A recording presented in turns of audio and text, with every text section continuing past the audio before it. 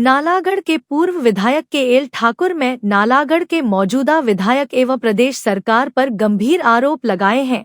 उन्होंने कहा कि नालागढ़ के विधायक के संरक्षण में खनन माफिया, निशा माफिया एवं स्क्रैप माफिया के हौसले बुलंद है। उन्होंने कहा कि पुलिस सिर्फ खानापूर्ति के लिए इक्का-दुक्का चालान कर खनन माफिया के विरुद्ध खानापूर्ति कर रही है। उन्होंने कहा कि प्रदेश सरकार एवं मौजूदा विधायक प्रशासनिक एवं पुलिस अधिकारियों पर प्रेशर बनाकर काम करवा रहे हैं। देखिए, मैं आरोप नहीं लगा रहा हूं, परंतु जो मैं कहता हूं सत्य कह रहा हूं। पिछले जब से कांग्रेस की सरकार बनी है, अवैध खनन इतने हाई स्केल पे हो गया है, दिन को भी और रात को भी, और हजारों के हिसाब से हैवी टिप्पर पंजाब को जा रहे हैं, जिसमें मौजूदा विधायक जो है उसकी मिली भगत है, उसकी संलिप्तता है। तो ये फैक्ट है। पुलिस वाले दिखाने के लिए हफ्ते में 1-2 चालान कर देते हैं ताकि बड़ा भारी सख्ती हो गई है ऐसा लगे, परंतु सच्चाई ये है कि सरकारी ज़मीन से, चाहे फॉरेस्ट की लैंड हो, रेवेन्यू की लैंड हो, इवन लोगों की प्राइवेट ज़मीनों को भी जो खनन माफिया उसने खोदना शुरू कर दिया है। और खनन माफिया वाले जो हैं साथ साथ वो चिट्टे का काम भी करते हैं, नशे में रहते हैं। स्क्रैप माफिया इकट्ठे हैं, स्क्रैप माफिया, खनन माफिया, चिट्टा माफिया। इसमें प्रदेश सरकार का और मौजूदा विधायक का बिल्कुल हाथ है। तीनों मिले वापस, तीनों ये लगभग जो खनन करते हैं और चिट्टे में भी इन्वॉल्व है। और यहाँ नालागढ़ में साइबर क्राइम लगभग 16 करोड़ रुपया के साइबर क्राइम जिन्होंने किया है, ठगी की है, वो पकड़े गए हैं। वो सभी जो लोग हैं विधायक के खासम खास है, जो दिन रात उनके साथ घूमते थे।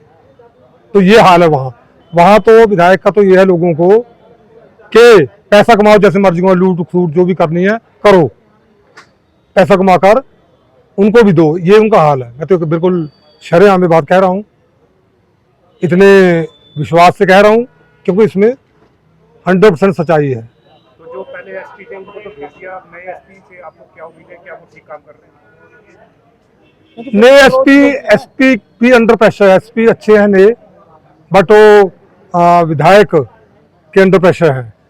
अब वो पता नहीं क्या मजबूरी है ऑफिसर्स की। ऑफिसर वही करते हैं जो गलत काम, जो सरकार कहती है, जो मौजूदा विधायक कहते हैं। बड़ी दुख की बात है। अभी 2.5 साल सरकार के और बच्चे अगर चली तो, अगर बीच में अपने बोझ से गिर जाए तो अलग बात है, परंतु 2.5 साल में मुझे लगता है ये प्रदेश को बहुत नीचे कर देगी हर फील्ड में, और नालागढ़ तो 25-30 साल पीछे चला जाएगा। यानी कि आपका कहने का मतलब है कि जो पुलिस वहाँ मामले पकड़ रही, चाहे वो चिट्टे का, जो खनन का, सिर्फ आई वॉश हो रहा है वहाँ पर, खासकर खनन का।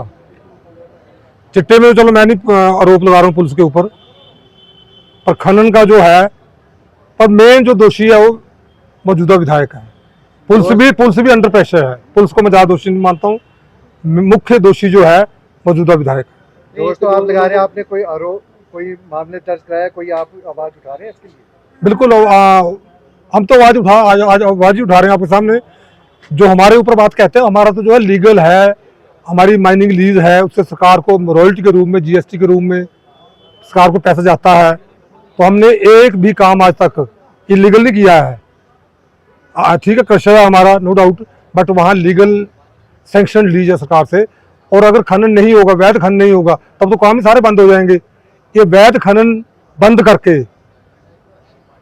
इलीगल खनन करना चाहते हैं कि वैध बंद हो जाए, ताकि इनका जो वैध है वो फले फूले। सर, लोगों का कहना है और लोगों के कमेंट भी आ रहे हैं कि मौजूदा विधायक की आप बात कर रहे हैं, तो विधायक भी आपके कारण बना है, क्योंकि आप बिल्कुल ठीक है, वो कभी विधायक ना बनते, क्योंकि अगली बार तो उनको मुझे लगता टिकट भी नहीं मिलना था कांग्रेस का, सुखविजन देना नहीं था उनको, वो अलग बात है। परंतु मैंने जो किया वो जनहित में किया।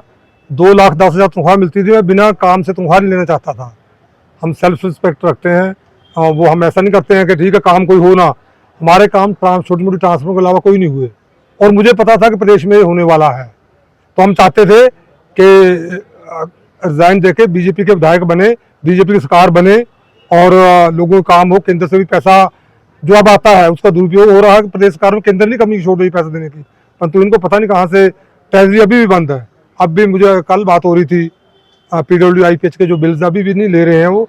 तो ये अभी सरकार का ये जो फाइनेंशियल ईयर शुरू हुआ था, अब अगर अप्रैल मई में ये हाल हो जाए कि सरकार को कर्ज लेना पड़े तो अक्टूबर नवंबर दिसंबर जो लास्ट क्वार्टर होगा उसमें मुझे लगता है पता नहीं क्या होने वाला है। तो मतलब सरकार अपनी बहुत से ही लोगों को तो बर्बाद कर ही देगी। और हिमाचल की जो प्रगति है, जो हमने विकास कार्य 650 करोड़ रुपए के सैंक्शन करवाए थे, उसका भी धीमी गति कर दी है। जो हमारे इंस्टीट्यूट करवाए तो सारे डिनोटिफाई कर दिए हैं और विकास कार्य बंद है। और मेरा 4.5 करोड़ रुपया, ये बड़ा इंपॉर्टेंट बात है, मैं कहना चाहता हूँ 4.5 करोड़ रुपया जो कि DMFT था, mining fund mean TMFT, DC fund, MLA fund और BBNDA से जो मैं स्वीकृत करवाया 4.5 करोड़ से ऊपर, वो सारा कैंसिल कर दिया है। वो इवन उन्होंने तो सैनिकों को भी नहीं छोड़ा। सैनिकों के लिए 10 लाख रुपए सैंक्शन करवाया था, उसका टेंडर हो गया था, काम शुरू हो गया था, वो भी वापस ले लिया। तो उन्होंने अपने पास से पैसा इकट्ठा करके स्लैब डाला। हमने वहाँ सैनिक डिस्पेंसरी और कैंटीन खोली है नालागढ़ में, केंद्र सरकार से स्वीकृत कराई है। इसके लिए सभी सैनिक भाइयों को और सभी जनता को बहुत बहुत बधाई, परंतु विधायक ने उनको भी नहीं छोड़ा।